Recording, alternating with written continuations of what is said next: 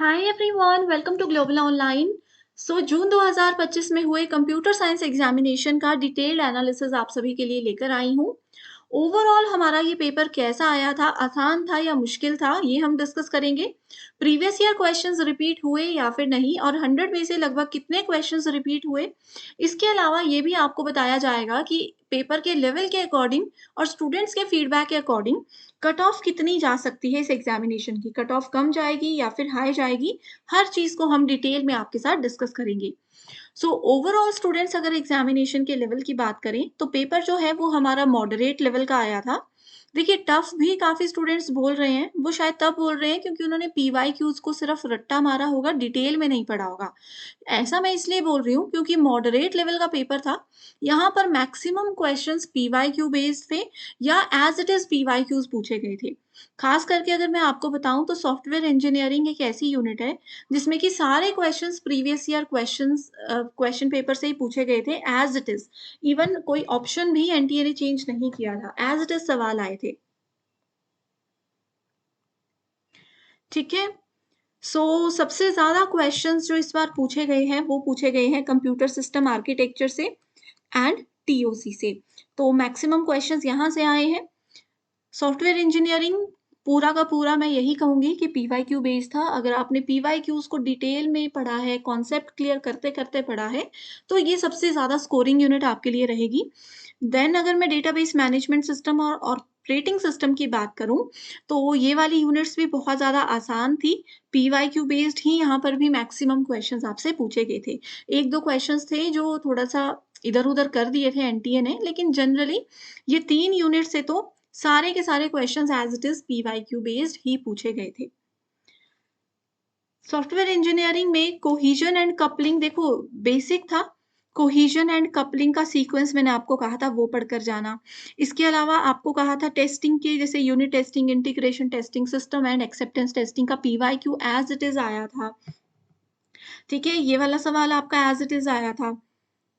और और क्या पढ़ा था हम लोगों ने, कोकोमो मॉडल पढ़ा था। कोकोमो मॉडल में अगर आपने पीवाईक्यू को सिर्फ क्वेश्चन क्वेश्चन भी नजर मारी होती ना, थोड़ा दिमाग खुला रख के, तो क्वेश्चन को ही घुमा करके यहाँ पर आपसे सवाल उसका बना दिया गया था।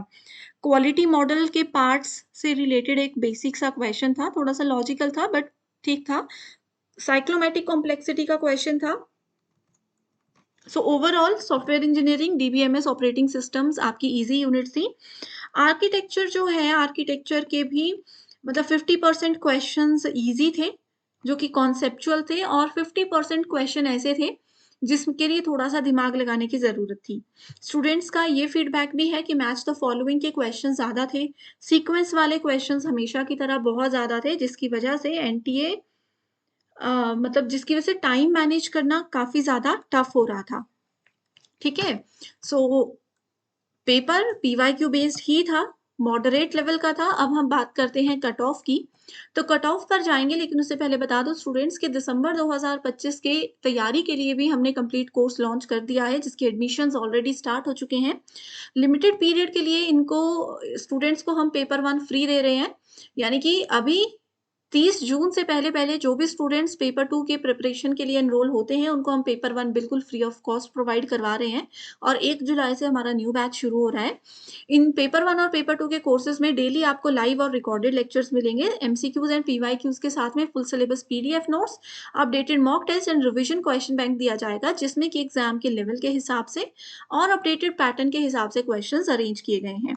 तो ये 2 नंबर्स दे रही हूँ, इन पर आप व्हाट्सएप के थ्रू कॉन्टैक्ट कर लीजिए। इसके साथ ही डेमो क्लासेस के लिए ग्लोबल ऑनलाइन ऐप को डाउनलोड करिए। स्टोर सेक्शन पर सर्च बार में लिखना है UGC net computer science.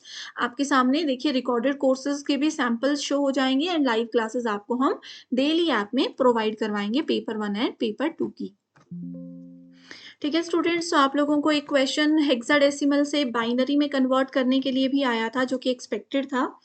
Hexadecimal to binary के अलावा एक्सेस टाइम के अकॉर्डिंग असेंडिंग ऑर्डर में मेमोरी को अरेंज करना था। वही register, cache, RAM, main memory, magnetic tapes, यही 5 ऑप्शंस थे।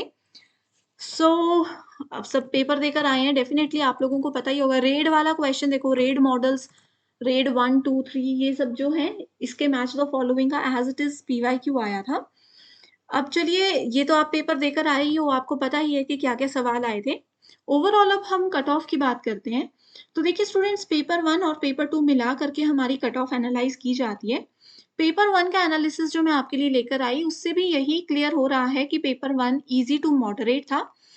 जो क्वेश्चन्स थे वो ज़्यादातर पीवाईक्यू बेस्ड थे और कुछ थे जो वो बिल्कुल ही अनएक्सपेक्टेड थे, जैसे मूवीज़ वाले क्वेश्चन्स आ रहे हैं। तो पेपर 1 में इस बार हमें लग रहा है कि कम्युनिकेशन के अलावा अगर देखें तो पेपर ईज़ी टू मॉडरेट ही था एंड पेपर 2 भी हमारा मॉडरेट लेवल का ही था। कुछ-कुछ न्यूमेरिकल्स थे, लेंथी था, इस वजह से स्टूडेंट्स का पेपर थोड़ा-सा मिस हुआ है। तो कट ऑफ बहुत ज़्यादा हाई तो नहीं जाएगी, जैसे पिछली बार हमने देखा था कि 208, 210 इतनी कट ऑफ जाती है, तो इतनी कट ऑफ तो हमारी जेआरएफ के लिए नहीं जाएगी। जहाँ तक मैं एनालाइज़ कर पा रही हूँ, हमारी जेआरएफ की कट ऑफ 200 से 202, 204 या फिर 198 से 202 के बीच में मैं मानकर चल रही हूँ। कंप्यूटर साइंस में इतनी ही कट ऑफ इस बार जेआरएफ की जनरल कैटेगरी की जाने वाली है। इसके अलावा अगर हम नेट के कट ऑफ की बात करें, सो नेट की कट ऑफ भी हमारी 168 टू 178 समथिंग समथिंग इतनी ही जाएगी। इससे ज़्यादा नहीं जाएगी एंड बाकी के इससे कम जो है वो पीएचडी के लिए 150 से लेकर के जितनी भी है वो पीएचडी की कट ऑफ जाने का चांस है। ये जनरल कैटेगरी के अकॉर्डिंग बता रही हूँ। अगर आप एससी, एसटी, ओबीसी किसी और कैटेगरी से एग्ज़ाम देकर के आए हो, तो आप लोग इससे कम अपना जो है वो मानकर चल सकते हो। तो ओवरऑल जनरल कैटेगरी की कट ऑफ ही मैं कंसिडर कर रही हूँ। ठीक है? आप लोग भी अपना फीडबैक शेयर कीजिए, आपको क्या लगता है? कैसा आप लोगों का पेपर हुआ? क्या आप लोगों का फीडबैक है? ज़रूर हमारे साथ शेयर कीजिए। और स्टूडेंट्स कोई भी डाउट्स हैं तो गिवन नंबर्स पर भी आप कॉन्टैक्ट कर सकते हो। Thank you so much and all the very best.